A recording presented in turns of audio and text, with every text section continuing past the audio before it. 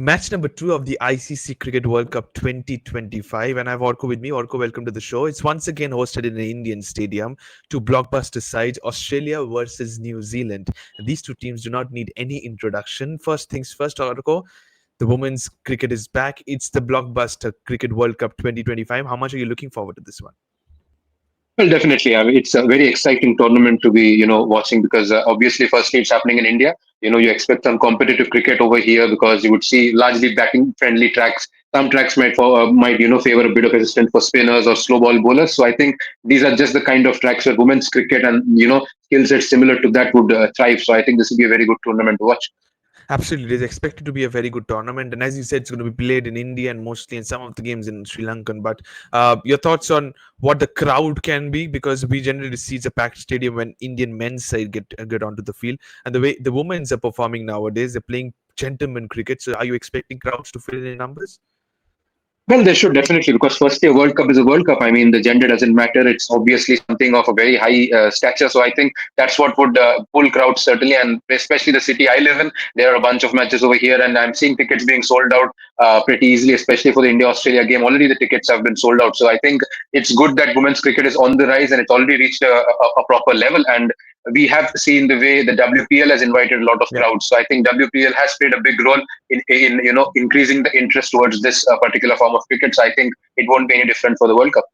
Absolutely. Now focusing into this contest, and first of all, what about the venue? And it's going to be hosted at the Holkar Stadium in Indore, and we have seen many matches being played there, be it in international or be it even IPL, and it's a very batting-friendly surface, batting-friendly stadium. Plenty of runs are expected. The dimension of the stadium is pretty small, so we can expect a high-scoring match, isn't it, Orko? Definitely. I mean, we always associate Indore with, scores like 300, 400 in ODI cricket, even in T20. 200 is like a bare minimum over there. All the players, especially with good batting abilities, the ones who get more deliveries to face the openers are the ones who end up with some big daddy hundreds. And this is a place where a lot of records are made and shattered. So I think it wouldn't be any different. And even the two teams, the magnitude of the game, because it's a rivalry from ages, I think the two teams which are part of it would certainly make this an exciting prospect. Absolutely, it is going to be making it a very exciting prospect. As you said, that 300 is a minimum in one day international, be it for men's or be it for women's. And the two teams that are playing out here, they have the capabilities to score 300 plus or at least 350. And I won't be surprised if we see a 400 in the Women's World Cup too. But on the contrary, you said about the top order being important. Both the teams have solid openers. You talk about key in New Zealand, it is Susie Bates and Georgia Plummer. You talk about Australia, you have Elisa Healy and Phoebe Litchfield. Which pair do you think is more destructive?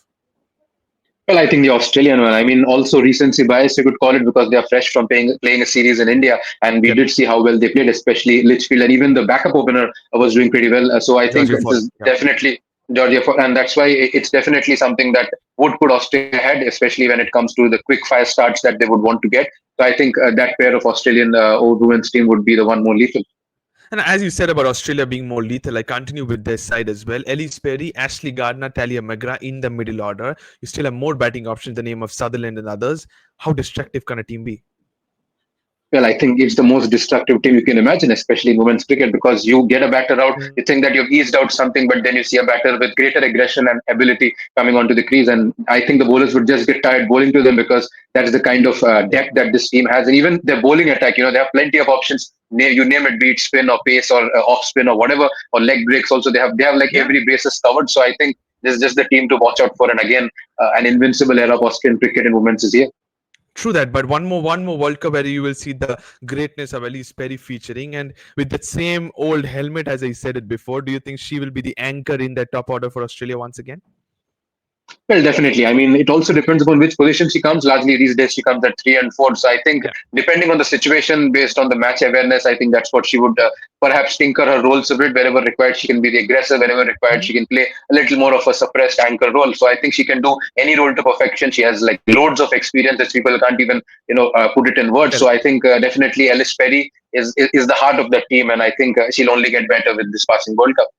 True that. And what about the key New Zealand side now? When I talk about the middle order, we have enough firepower in Australia. Who will be the person that will build the innings for New Zealand? For example, if they lose an early wicket, you have Maddie Green, you have Brooke Halliday, you have Emilia Kerr, you have Sophie Devine. Too many experienced options, but which is the player you will point your finger and say she's going to do it for today? Well, I think it has to be Sophie Devine because the wealth of experience that she has, and she's very much used to handling situations. If there's any Correct. top order collapse, she's someone who can keep the game well. She's someone who plays well square of the wicket, very strong against spin. So I think especially in tracks like India, in Indian subcontinent, you would expect a player to do well versus spin. So she aces there. So definitely Sophie Devine would be that vital cog in the tank for the middle order. Absolutely, but once the power play is over, that's where the testing will come because spinners will come into play. And after the 10th over, we understand that it's going to be four fielders outside the circle in women's cricket. So that's where responsibility needs to be taken. As the wicket gets slower, you need to rotate strike. Who will be the backbone in the middle order for each of the side? Is it once again going to be Sophie Devine and Elise Perry, like you said?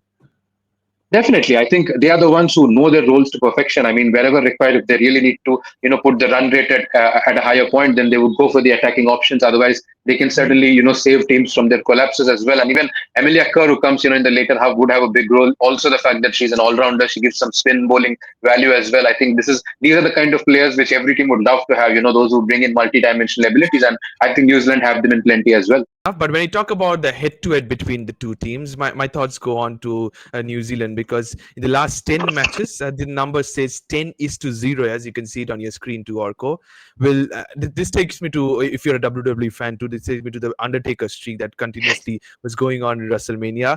Will New Zealand come out to be a Brock Lesnar here and break the streak? Well, could be. I mean, New Zealand are known to, be a team which packs a punch, especially when the stakes are high. I think, be it men's or women's cricket, even in the previous T20 World Cup, no one expected New Zealand to do that well with the kind of form they were coming in. They almost, I think, had a record of losing consecutive games coming into the Yeah. World Cup 2020, and yet they managed to pack a punch much higher than expected. So I think they would want to prove themselves. They are known to bringing the best out of themselves when the situation gets tougher and the situation gets a bit more elite, as in the World Cup. So I think this is the best chance. So they got nothing to lose. They definitely know that the record is not in their favor, and that's when the Lions actually try to become fierce when they have nothing to lose. And when you talk about the two experienced bowling attacks for both the sides, if you talk about Australia, you have the swing queen in the name of Megan Shoot out there. And there are so many other seamers. Kim Garth and Darcy Brown are there at the either sides of the new ball. So many spinning options. Ashley Gardner, Georgia Veram, Sophie Molyneux, Ilana King. And then you have Sutherland and Perry will roll their arm over too. On the other hand, for New Zealand, you have Lee Tahu, Rosemary Mayer. They're also very much experienced. The two Kerr sisters, Jess Kerr and Amelia Kerr, alongside Eden Gartson. So they don't need an introduction. Where are you heading towards in terms of bowling depth and a little bit of skill set more? Well, again, it's a very tough proposition, because both teams have equal amount of depth, a lot of options, as you rightly said. But I would still incline myself towards Australia because, it's not just the depth or on paper situation that is there, it's also the performances. And I think with the recent Correct. performances from the Australians in Indian soil playing the previous recently concluded series versus India, I think they have, a little more touch with the subcontinental conditions right now. So I think their experience and the recency bias is what would perhaps, pip Australia over New Zealand for me.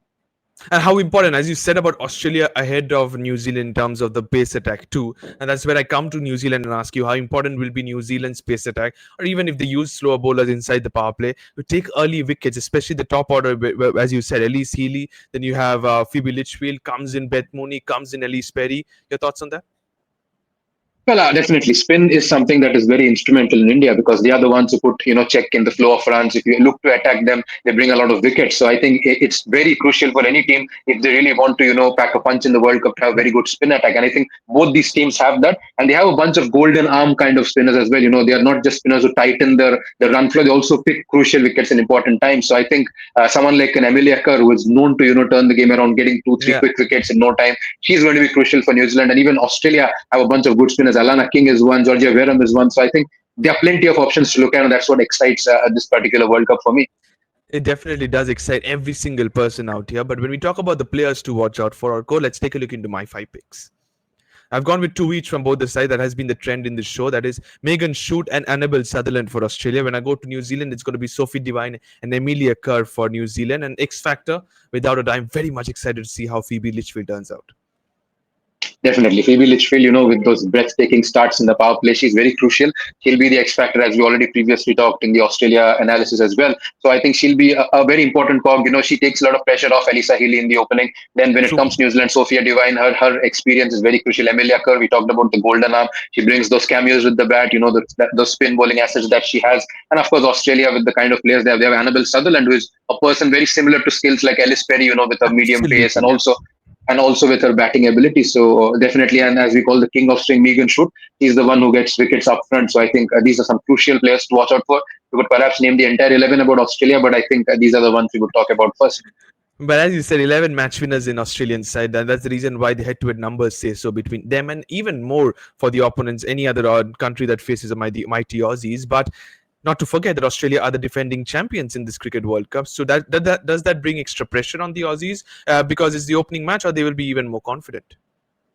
I think they'll be confident, and their confidence is what actually drives them forward. They know how to handle their stardom. They know how to keep the consistency going as per their big name. So I think Australia certainly know how to live up to the tag they already have. They are definitely not a team that's overrated. They perform to the amount of Correct. rating they receive. So I think Australia would only get better. The more you praise them, they'll actually live up to the praises. So that's what you would expect. Okay, so according to you, it's going to be once again Australia being confident. What about the predicted playing 11? Let's take a look into that. I've gone with more or less the players that pick themselves in this screen orco. As you can see, Elise Perry and Phoebe Litchfield are my openers for Australia, while the others pick themselves. As you said, Perry at 3, Mooney at 4. In the middle order, you have Talia Magra and Annabelle Sutherland. Spin options I have enough is Ashley Gardner, Georgia Vera, Malana King, with Megan Shoot and Kim Gard partnering the seam department. For New Zealand, too, I've gone with more or less the same side. Sophie Devine batting at number 4. Amelia Carr, I want her to bat higher up the orders. I've gone at number 3. Rosemary Merley Tahu are the two seamers out there. Jessica, Eden Carson are enough spinning options. Your thought on that, please? Well, I think it'll largely stay the same. We can pretty much predict this playing 11 of both teams because they pick themselves. They are players who certainly are in the side because they are non-negotiable. So I think New Zealand and Australia, they have pretty much similar strengths. It's just that Australia have greater experience. The knack Correct. of winning is high. That's why we rate Australia higher. But if you look at the skill sets, they are pretty similar, and I think it'll largely stay the same for both teams. Okay, so according to you, it's going to be staying the same for both the teams. So you're going with the same 11 as I've gone for. Final questions, time for predictions. We're heading towards Orco. It's this match, very important. Match number 2, blockbuster of a contest. What is your percentage for this one? Well, head to head says 10-0. So if I could, I would have rated them that high, but I shouldn't, be overconfident because one bad day could ruin a lot of things for any team, no matter how strong they are. So maybe I would say 70-30 in favor of Australia. But again, if New Zealand does upset them, not an upset really, but if they really live up opposite to the head to head, I won't be surprised either. Okay, so you've gone with a 70-30 towards the mighty Aussies. They're not surprised with that. New Zealand come into this fixture as challengers. And if they can upset in the opening game of both the teams, it will be nothing better for every single country apart from Australia. Thanks a lot, Orko. Thank you to all the viewers. It's match number 2, rather match number 1 for either of the sides, Australia and New Zealand. Don't forget to subscribe to the Fifth Umpire. It's going to be a blockbuster of a contest. Sit back and enjoy. We are building India's smartest cricket community. Subscribe to become a part of it.